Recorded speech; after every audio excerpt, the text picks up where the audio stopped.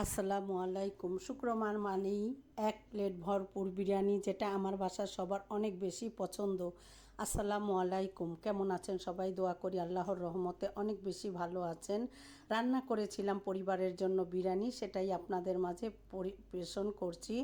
অনেক দিন পরে বিরিয়ানির রেসিপি শেয়ার করলাম। এখানে আমি কিছুটা বাদাম একটু থেতো করে নিয়েছি, প্রায় 20টার মতো কাঁচা মরিচ ফালি করে দিয়ে দিয়েছি, স্বাদ মতো লবণ, 4টা আলু বোখারা আর শুকনা মরিচ তেলে ভেজে গুঁড়া করে এটা দিয়ে দিয়েছি। ঝাল পরিমাণটা আপনারা যার যার স্বাদ অনুযায়ী। টক দই, বিরিয়ানি রাঁধুনি প্যাকেট মশলা সব কিছু হাতের সাহায্যে আমি খুব ভালো করে মাখিয়ে নিচ্ছি। আর এই প্যাকেট মশলাটা দিয়ে রান্না করতে আমার কাছে সহজ মনে হয়। এর সাথে কিন্তু আমি আমার বানানো মশলাটাও ব্যবহার করি। আর এখানে হাড় চর্বি সহ আমি এখানে 2.5 কেজি পরিমাণের গোশত নিয়েছি। উপর থেকে একটু পেঁয়াজের বেরেস্তাও দিয়ে দিলাম। আর হাত দিয়ে খুব ভালো করে মাখিয়ে নিচ্ছি। যত ভালো করে মাখানো হবে বিরিয়ানিটা ততটাই স্বাদের হবে। সময় হাতে থাকলে প্রায় ঘন্টা খানেক একটু ঢাকনা দিয়ে রেখে দিলে গোশতের ভিতর খুব ভালো করে মশলাটা প্রবেশ করে। এবার আমি যে তেলটায় বেরেস্তা করেছিলাম এই তেলটা উপর থেকে দিয়ে দিলাম। মনে হচ্ছে একদম আমার গোশতটা রান্না করার।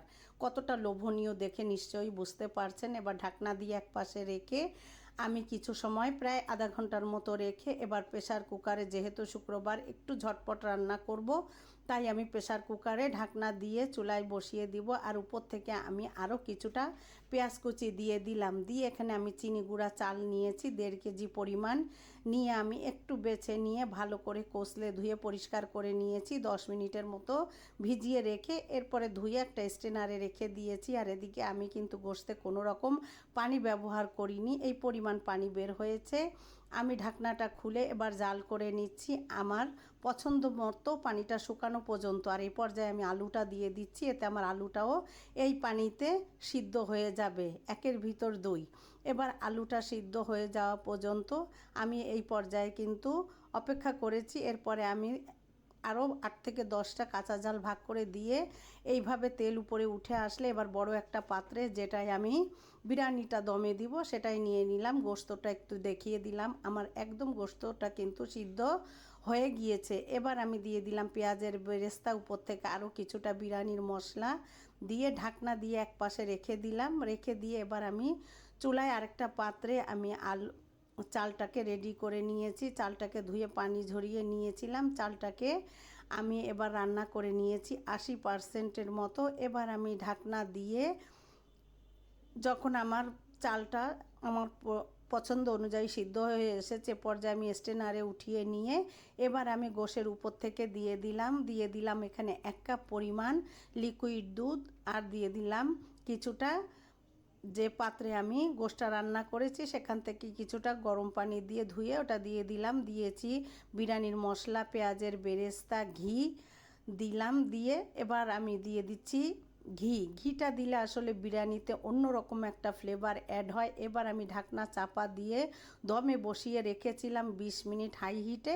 এরপরে একদম লো হিটে রেখেছিলাম আরও 10 মিনিট।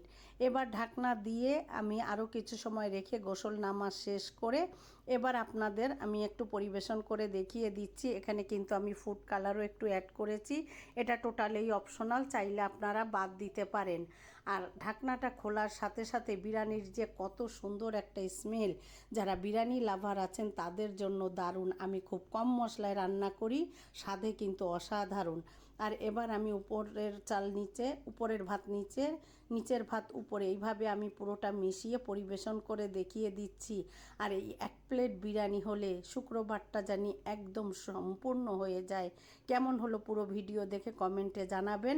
আর বিরিয়ানি খেতে মন চাইলে ঝটপট আমার রেসিপিতে রান্না করে পরিবারের সবাইকে নিয়ে মজা করে শুক্রবারের দিন এনজয় করুন। সবাই অনেক বেশি ভালো থাকবেন, পুরো ভিডিও দেখবেন। আপনাদের জন্য সবার জন্য রইল মন থেকে অনেক বেশি দোয়া।